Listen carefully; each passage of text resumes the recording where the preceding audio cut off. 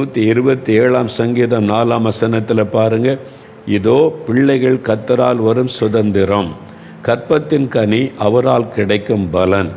அது தேவன் கொடுக்கிற ஒரு சுதந்திரம், ஒரு ஆசீர்வாதம் என்று வேதம் சொல்லுகிறது. 128 சங்கீதம் 3-4 வசனங்கள் பாருங்கள். அடுத்த சங்கீதத்தில், உன் மனைவி உன் வீட்டோரங்களில் கனிதரும் திராட்சை கொடியை போல் இருப்பாள், உன் பிள்ளைகள் உன் பந்திய சுற்றிலும் ஒலிவ மர கன்றுகளைப் போல் இருப்பார்கள். பார்த்தீங்களா, பிள்ளைகளை குறித்து அழகான வாக்குத்தத்தம், ஒலிவ மர கன்றுகளைப் போல செழித்திருப்பாங்க அப்படின்னு வசனம் சொல்லுகிறாரு. அப்படின்னா பிள்ளைகளை குறித்து தேவன் அருமையான வாக்குத்தத்தம் தந்திருக்கிறார். பிள்ளைகளை குறித்து நீங்கள் ஆண்டவருக்கு நன்றி சொல்லணும், ஸ்தோத்திரம் பண்ணணும். சிலர் முறுமுறுப்பு, என்னடா இந்த பிள்ளைங்க, ஏன் இந்த பிள்ளை பிறந்தது. சிலர் பிள்ளைகளை முறுமுறுக்கிறதை நான் பார்த்துருக்கிறேன். அது பாவம். தேவன் கொடுத்த குழந்தைகள். சிலருக்கு ஒரே வருஷத்தில் குழந்தை, சிலருக்கு 2வது வருஷம் 3வது வருஷம். உங்களுக்கு அப்படி இல்லாத தேவனுக்கு நன்றி சொல்லுங்கள். ஆபிரகாம் பாருங்க, 25 வருஷம் கர்த்தர் வாக்கு கொடுத்த 25 வருஷம் காத்திருந்தார் அந்த வாக்கு தத்தத்தின் ஆசீர்வாதத்தை பெற்றுக்கொள்ள.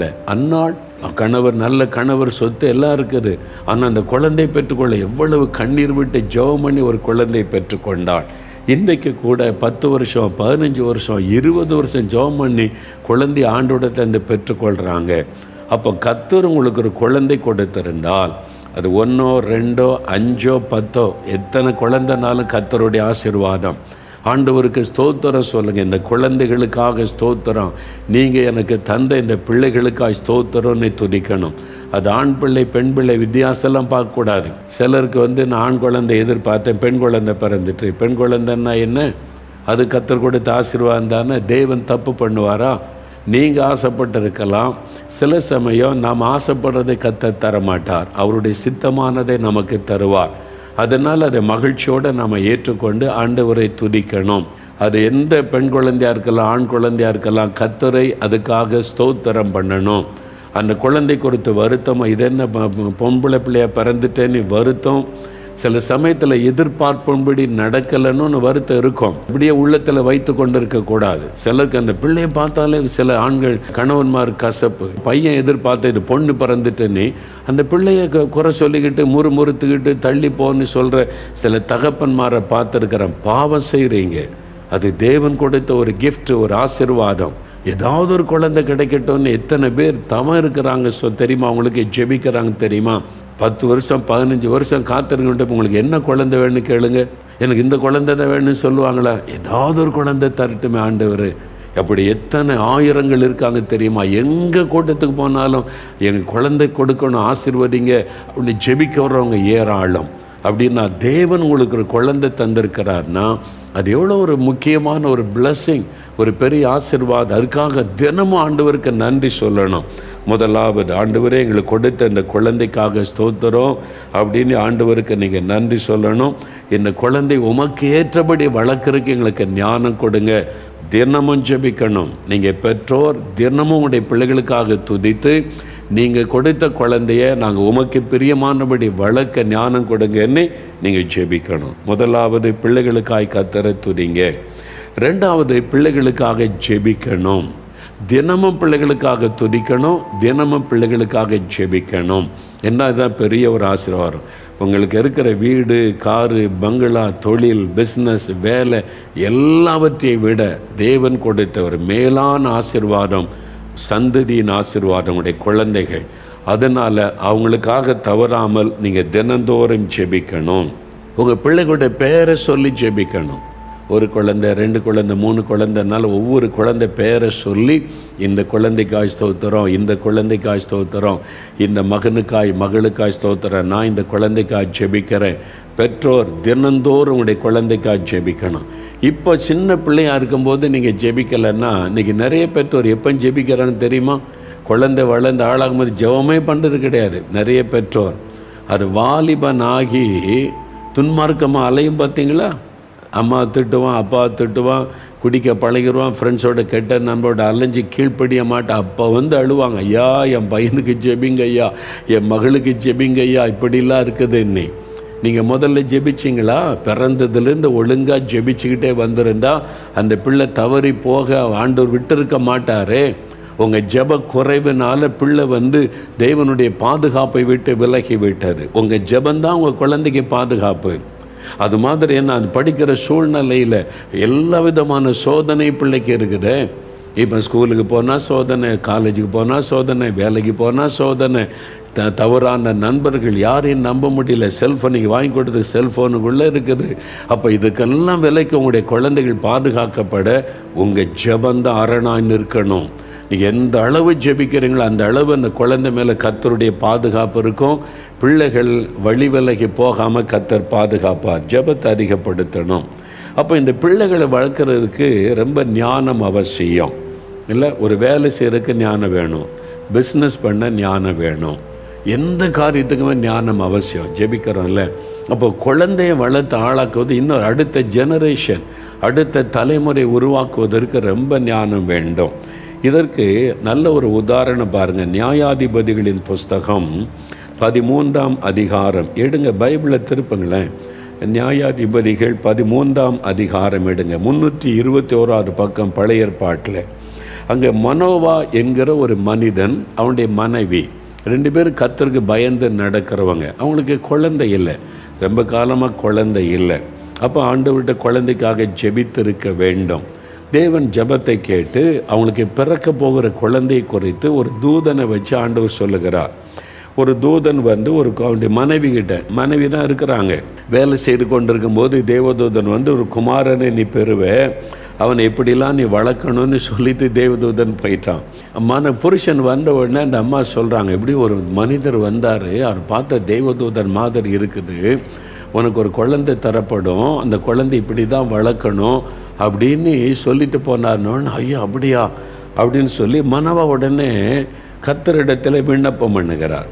பாருங்கள் 8வது வசனம் பாருங்களேன். நியாயாதிபதிகள் 13 ரொம்ப அழகான ஜெபம், பேரண்ட்ஸ் கற்றுக்கொள்ள வேண்டிய ஜெபம். அப்பொழுது மனோவா கர்த்தரை நோக்கி விண்ணப்பம் பண்ணி, என் ஆண்டவரே, நீர் அனுப்பின தேவனுடைய மனுஷன் மறுபடியும் ஒரு விசை எங்களிடத்தில் பிறக்க போகிற பிள்ளைக்காக நாங்கள் என்ன செய்ய வேண்டியதை எங்களுக்கு கற்பிப்பாராக என்று வேண்டிக் கொண்டான்.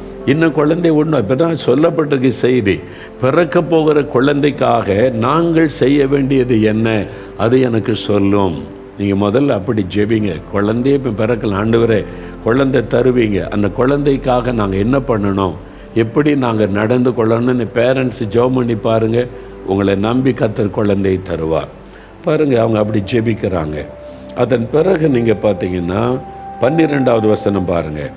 இப்போது ஆண்டவர் ஜெபத்தை கேட்டு அந்த தேவதூதனை திரும்ப அனுப்புகிறார். அப்போ அவர் ஜெபிக்கிறார். அப்பொழுது மனோவா, நீர் சொன்ன காரியம் நிறைவேறும் போது, அதாவது அந்த குழந்தை எங்களுக்கு கிடைக்கும் போது, அந்த பிள்ளையை எப்படி வளர்க்க வேண்டும், அதை எப்படி நடத்த வேண்டும் என்று கேட்டான். அருமையான ஒரு ஜெபம், பேரண்ட்ஸ் ஜெபம்.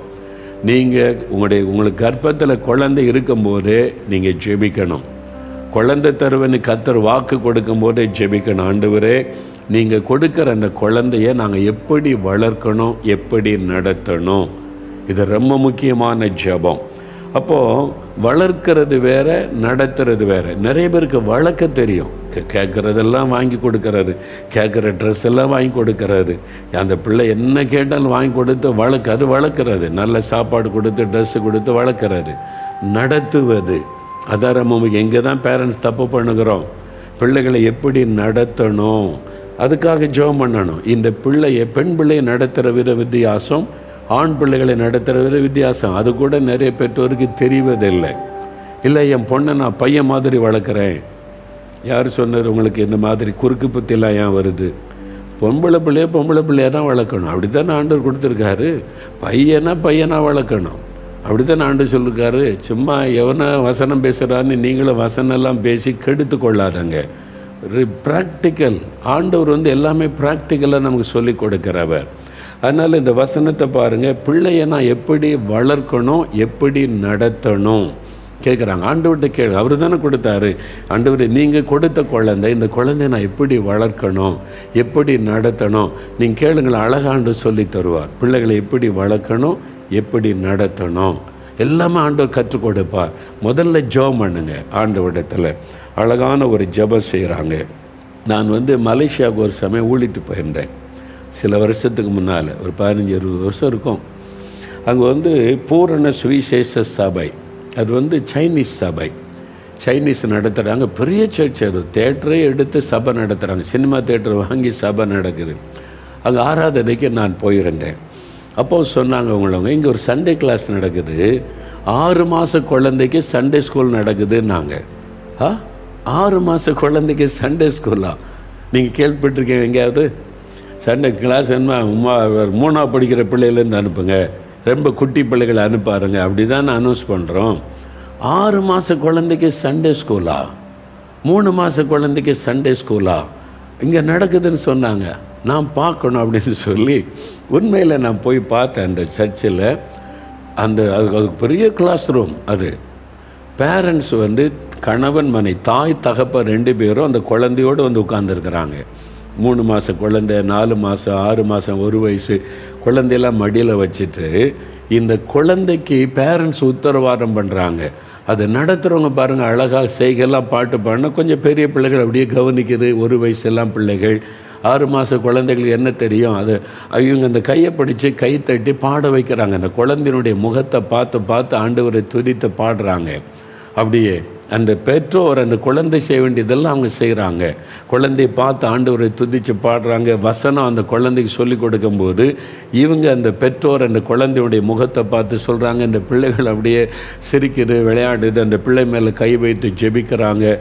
அந்த சின்ன குழந்தைகளுக்கு கூட ஆண்டவருடைய பிரசன்னத்தில் கொண்டு வசனத்தை சொல்லி ஆண்டவருக்கு பாட்டை அந்த பிள்ளைகளை கேட்க வச்சு, அது சின்ன சின்ன டேம்ரெல்லாம் வச்சு பேரண்ட்ஸே கைத்தட்டி பாடுறாங்க. நான் பார்த்தேன். நான் இதில் என்ன பிரயோஜனம்? அவங்க சொன்னாங்க, குழந்தை கர்ப்பத்தில் உருவாகி ஒரு குறிப்பிட்ட மாதம், அது 4 மாதமோ 5 மாதமோ எனக்கு தெரியல, அந்த மாதம் வந்த உடனேயே கர்ப்பத்தில் இருக்கிற குழந்தை கேட்கக்கூடிய திறனை பெறுகிறது. அப்போ கர்ப்பத்தில் இருக்கும்போதே குழந்தைக்காக ஜெபிக்கணும்.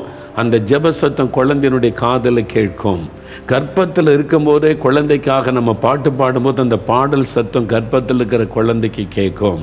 சிலர் சொல்லுவாங்க, என் குழந்தை பாட்டுன்னா ரொம்ப பிரியம், பாட்டுனால கை தட்டி அப்படியே டிவிக்கு முன்னால் உட்காந்து என்னது, சும்மா 6 மாத குழந்தை கூட அந்த பாட்டை ரசிக்குதுன்னா எதனால்?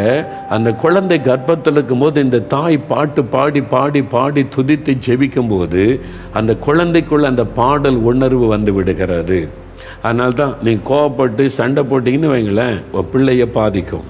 அதே கோபத்தினுடைய பாதிப்பு கர்ப்பத்தில் இருக்கிற குழந்தைக்குள்ளே வரும். நீங்கள் சண்டை போடுறது, திட்டுறது, எரிச்சல் படுறது, உங்களுடைய தாயினுடைய ரியாக்ஷன்ஸ் கர்ப்பத்தில் இருக்கிற குழந்தைக்கு அதே விதமான சுபாவத்தை, பாதிப்பை கொண்டு வரும். அதனால தான் பெரியவங்க சொல்கிறாங்க, கர்ப்பஸ்திரிகளை சந்தோஷமாக வச்சுக்கிடுங்க, மகிழ்ச்சியாக வச்சு கொடுங்கன்னு சொல்கிறாங்கல்ல, அதுதான். அதனால் நீங்கள் சின்ன குழந்தைகள் மேலே அவ்வளவு அக்கறை செலுத்துகிறாங்க. கர்த்தர் கொடுத்த ஒரு பொக்கிஷம், ஒரு ஆசீர்வாதம். அந்த குழந்தைகள் மேலே கவனம் செலுத்தி நாம் அந்த குழந்தைக்காக ஜெபிக்க வேண்டும்.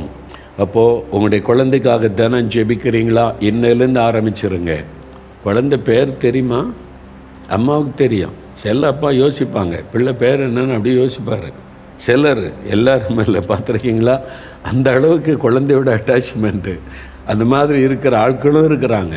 அதை பற்றி இது தேவன் கொடுத்த ஒரு ஆசீர்வாதன்ற உணர்வே இல்லாமல் சிலர் நினைக்கிறாங்க. அப்படி தயவுசெய்து அது முக்கியத்துவத்தை உணர்ற. அப்போ குழந்தைய நீங்கள் ஸ்தோத்திரம் பண்ணணும்.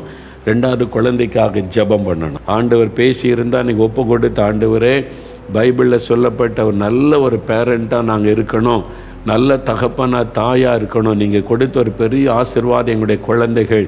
அப்படியே சொல்லுங்கள் பாப்பா, வலதுகரம் உயர்த்துங்க, பிள்ளைகளுக்காக ஸ்தோத்திரம் பண்ணுங்க. ஆண்டவரே எங்களுக்கு தந்த இந்த பிள்ளைகளுக்காய் ஸ்தோத்திரம், மகனுக்காய் ஸ்தோத்திரம், மகளுக்காய் ஸ்தோத்திரம், எங்களுக்கு தந்த நல்ல பொக்கிஷங்களுக்காய் ஸ்தோத்திரம். எங்கள் பிள்ளைகளுக்காக ஜெபிக்கிறோம், எங்களுடைய பிள்ளைகளை நேசிக்கிறோம், எங்களுடைய பிள்ளைகளை நாங்கள் நீங்கள் சொல்லுகிற மாதிரி நடத்தணும், கர்த்தருக்கு பிரியமான பிள்ளைகளை வளர்க்கணும். கிருபை தாங்க, பலன் தாங்க, ஞானம் தாங்க, காரியத்தை சரிப்படுத்தி கொள்ள உதவி செய்யுங்க. எங்களுடைய குழந்தைகளோடு உட்கார்ந்து பேச எங்களுக்கு கிருபை கொடுங்க, கிருபை கொடுங்க, கிருபை கொடுங்க. தகப்பனே, எந்தெந்த பெற்றோர் அர்ப்பணித்து ஜெபிக்கிறாங்களோ, எந்தெந்த வீடுகளுக்குள்ளே பிள்ளைகள் பெற்றோருக்குள்ளே உறவுகள் பாதிக்கப்பட்டிருக்கிறதோ அதெல்லாம் சரிப்படுத்துங்கப்பா. இன்றைக்கு அன்பு உண்டாகட்டும், ஒரு ஐக்கியம் உண்டாகட்டும், பெற்றோர் பிள்ளைகளுக்குள்ளே நல்ல உறவுகள் உண்டாகட்டும், மனக்கசப்புகள் மாறட்டும். எல்லாரையும் ஆண்டவரை ஆசீர்வதித்து ஒரு அன்பினால் இணைத்து குடும்பங்கள் மகிழ்ந்திருக்கும்படிக்கு செய்யும். இயேசு கிறிஸ்துவின் நாமத்தில் குடும்பங்களை ஆசீர்வதித்து ஜெபிக்கிறோம் பிதாவே. ஆமேன், ஆமேன்.